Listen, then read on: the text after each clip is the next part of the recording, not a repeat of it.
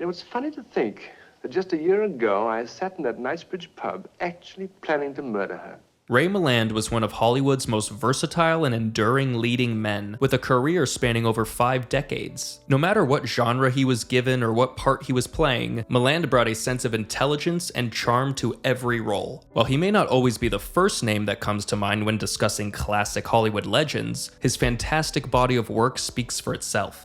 At number 5 from 1951 is Rhubarb, directed by Arthur Lubin and starring Jan Sterling, Gene Lockhart, and acclaimed Hollywood legend Orangey the Cat. This delightful and quirky comedy follows the story of a stray cat named Rhubarb who unexpectedly inherits a professional baseball team after the death of his millionaire owner. Now, when making my list, I was struggling over whether to choose Beau Jest, or The River's Edge, or Easy Living, though I think that's more Jean Arthur's film than Ray's. But then I remembered Rhubarb stars a cat and is all about baseball, and with a premise like that, you just can't not talk about it. Ray Milland plays Eric Yeager, the team's publicist who is assigned to be Rhubarb's guardian. He then must not only contend with a dissatisfied baseball team, but a ferocious feline as well. Milland is the perfect straight man for this wacky role, and watching him win the ballplayers over by telling them Rhubarb will bring them good luck is so amusing.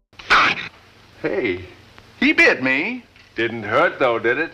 No. Ah, well, you see, that's his friendly bite. That means he likes you. Jan Sterling is delightful as Polly, Eric's fiancée, who is sadly very allergic to rhubarb. The title role of Rhubarb was played by a real-life tabby named Orangey, who was one of Hollywood's most famous animal actors. He would later go on to star as Kat in Breakfast at Tiffany's alongside Audrey Hepburn. According to reports, Orangey could be quite temperamental on set, sometimes scratching cast members or running off mid-scene. Thankfully, the production had multiple identical cats on standby, just in case the main Rhubarb decided he was done for the day. So if you're in the mood for a silly, outrageous comedy that's both heartwarming and funny, then check out Rhubarb. Next from 1944 is The Uninvited, directed by Lewis Allen and starring Ruth Hussey, Gail Russell, and Donald Crisp. This classic ghost story follows composer Roderick Fitzgerald and his sister Pamela, who purchase an old seaside mansion only to discover that it is haunted by a restless spirit. The Uninvited was one of the first Hollywood films to treat the ghost story seriously and helped pave the way for all future haunted house movies. Ray Milland delivers a charming yet grounded performance as the witty and skeptical Rick. The film was a critical success and one of the highest grossing movies of 1944, further solidifying Milland's status as a leading man. Ruth Hussey offers excellent support as Pamela, and Gail Russell is a standout as Stella, the young woman deeply connected to the house's tragic history. And the hauntingly beautiful tune that appears in the film, Stella by Starlight, composed by Victor Young, became one of the most beloved jazz standards of all time. Lewis Allen's direction is superb. Utilizing expressive, shadowy cinematography, he expertly captures the film's gothic atmosphere and is able to convey such an ominous sense of dread.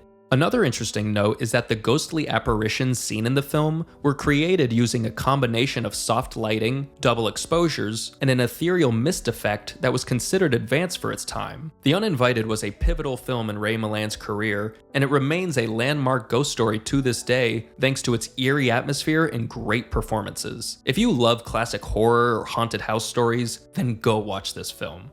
At number 3 from 1948 is The Big Clock, directed by John Farrow and starring Charles Laughton and Maureen O'Sullivan. Based on Kenneth Fearing's novel of the same name, this tense noir thriller follows George Stroud, editor-in-chief of Crime Waves magazine, who works under the thumb of the megalomaniacal publishing mogul Earl Janeth. After a drunken night out with Janeth's mistress, Pauline, who was later killed, George finds himself framed for her murder by none other than his own boss. However, things get even more complicated when he is assigned to lead the investigation into the crime. Ray Milland is fantastic as George Stroud, playing the role with the perfect mix of intellect, desperation, and wry humor. And Charles Laughton is deliciously sinister as the calculating and ruthless antagonist Earl Janeth. His character's obsessive nature and ego-driven power make him one of noir's most memorable villains. John Farrow's direction is masterful, creating a suffocating atmosphere of paranoia and mounting dread as George scrambles to clear his name. The film's cinematographer, John Seitz, was a pioneer of noir visuals, having worked on classic noirs like Sunset Boulevard and Double Indemnity. Also, the enormous clock that plays a central role in the film was not just a prop,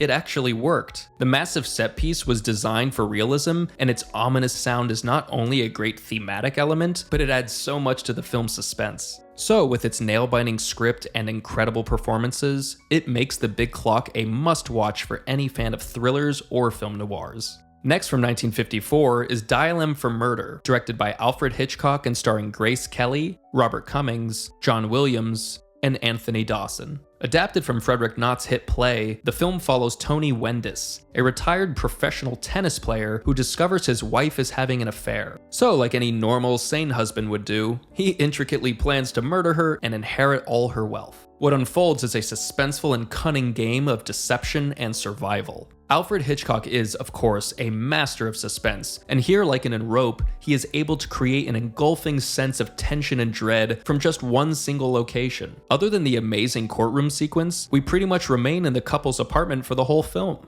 Ray Milland is simply mesmerizing in this role. He is as smooth as he is sinister, and one cannot help but be hypnotized by his captivating performance. It's a small price to pay, Tony. You'd be saving her life. That's fine coming from you, Mark. Her life wouldn't be in danger at all if it hadn't been for you.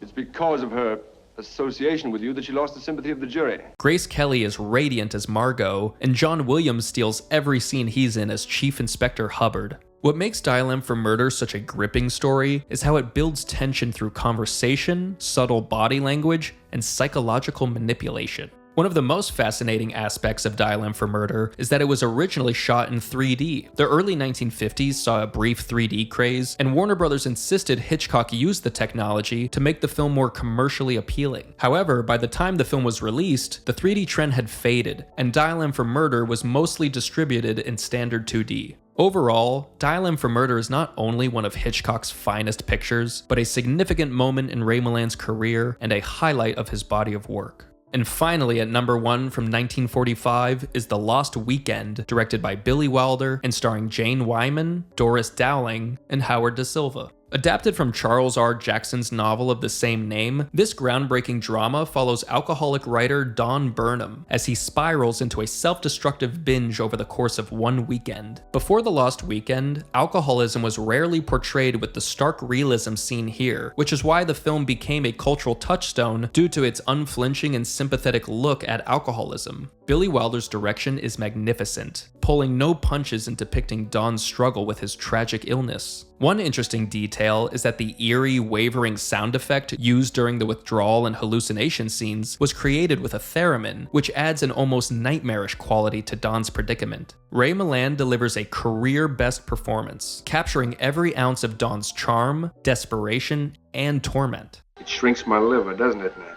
But what does it do to my mind? It tosses the sandbags overboard so the balloon can soar. Suddenly I'm above the ordinary. I'm competent, supremely competent. I'm one of the great ones.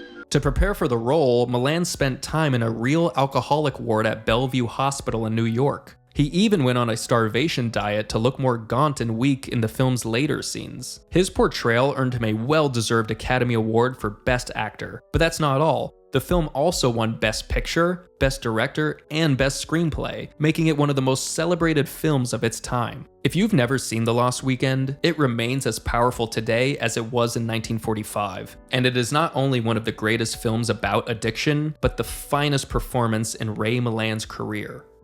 Ray Milland left an indelible mark on every work he touched. Whether you're a new or a longtime fan, these movies are a fantastic entry into his filmography. Please let me know your favorite Milland flicks in the comments, and as always, thanks for watching.